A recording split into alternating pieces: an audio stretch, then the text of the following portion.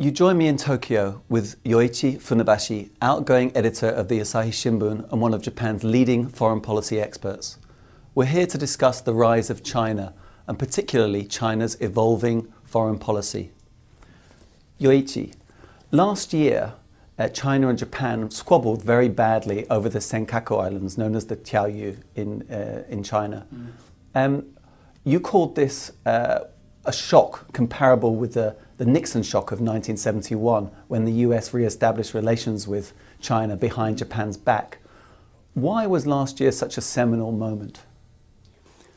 Well, first of all, from a Japanese point of view, the way that China acted and behaved was very much shocking, ruthless.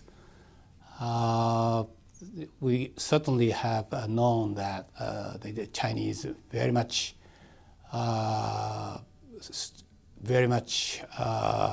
critical on the Japanese on history issues, but we never have known the Chinese being so much ruthless on this.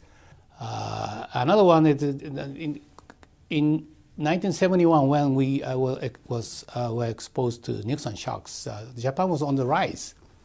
But Japan has been in decline, and people has felt very much vulnerable.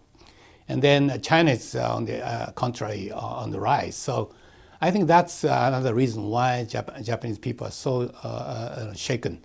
And I think that they basically have regarded China's treatment of this as a sort of diplomatic shock and awe. What did China do that was so shocking?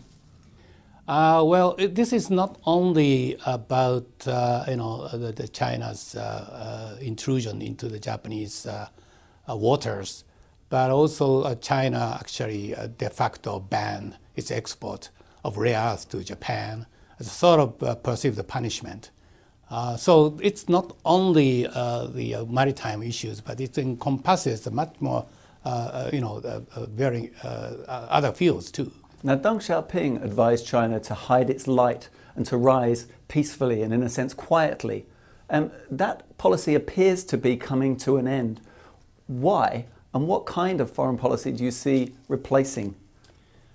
I don't know. I don't think that Chinese has found the answer yet. It appears to be no longer, they appear to be no longer satisfied with that Deng Xiaoping's low-profile policy, peaceful rise strategy. But at the same time, they appear unable to find a new road of mission to replace that.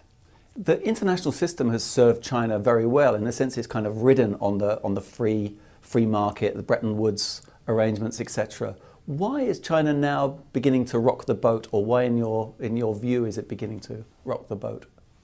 I think perhaps they seem to be more confident of their economic wealth and their development, and now replacing Japan as a number 2 world economy. So that may be one factor. Another reason that perhaps that they feel more vulnerable in terms of resources, maritime safety, as well as perhaps the North Korean issues. So they perhaps tend to overreact to defend their interests. Do you think that the long-term strategy of Beijing is to squeeze the US out of the Pacific, or at least to limit its role in the Pacific, which after all, since the war, has been very big, very important, all-embracing? I think there may be some degrees of different views among the Chinese players. But basically, I think that China still knows they can coexist with the United States, particularly in the field of the economy and trade. Both economies can exist, and can exist perhaps even better in the future. But on the realm of the security issues, I think that if China feels vulnerable on the maritime issues, and then being driven to develop the naval power, projecting the naval power, blue ocean naval power, then it could really be in conflict of that existing international order which the United States has laid the ground. Could there be a change in military posture by other Asian nations in the region? Could there be a response, in other words, or an arms race of some sort? We have seen already an arms races, particularly naval arms races, in the past 10 years or so, and it's likely to continue that. So I think that it could be extremely dangerous if we would just let this rule of the jungle to continue. I think that we really, at one point, we really have to devise, conceive and devise some way of maintaining that maritime security among nations, and particularly I think that the U.S., Japan, and China, three countries have a very much serious, big responsibility to do that. Can we talk a little bit more about China's growing economic weight and how that might also play into its foreign policy? For example, you mentioned the unofficial ban on rare earth exports that China imposed after the Senkaku shock, the Senkaku dispute. Do you see China using its growing economic muscle to project a kind of a foreign policy or foreign power within the region? I personally hope that China will not exert the newly acquired economic power to extract the diplomatic concessions from the other countries, as they seemed to do that last year in a rare earth case. But perhaps China, after all, is becoming to be a more normal country, and any big economic players are all tempted to use that economic power to gain some diplomatic points, and you just cannot rule out the possibility. You cannot expect China should remain to be an exception. Just on the renminbi, I mean, how has Japan reacted to China's, albeit early stage, efforts to internationalize the renminbi? I think that it should be a welcome move if the Chinese government really will decide to internationalize the renminbi, because it requires more transparency of the market, more integrity and neutrality of the market, and that will help the other countries too, because that's the risk of the China risk emanates from that murkiness of how that their currency is, the value of the currency is decided. If it's more transparent, if it's more based by the market mechanism, I think it's all welcome. To some extent, what we're seeing, is it not natural? I mean, China is a great civilization. It's well on the way to becoming a quote-unquote great power. Is it not natural that it begins to exert itself, that it begins to project more in the region? Well, it's only natural. That is not designed to, driven to upset the existing order. But on the question of Japan-China relationship, it has been a long, long history, more than 2,000 years.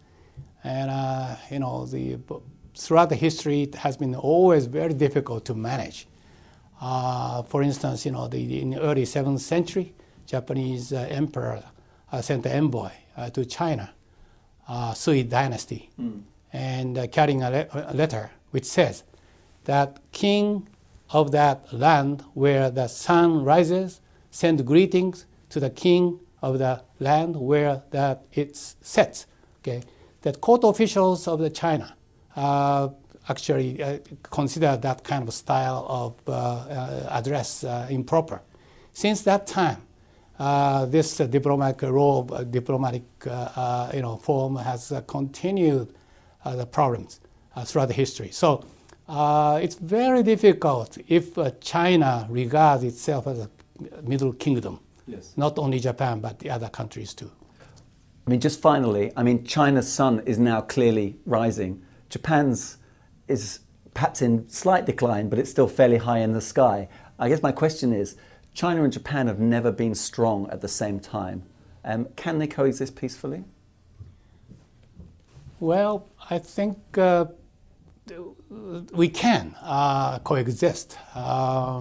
But at the same time, I think that the China-US relationship also should coexist. And I think that those relationships among three and are very much, I think, entwined.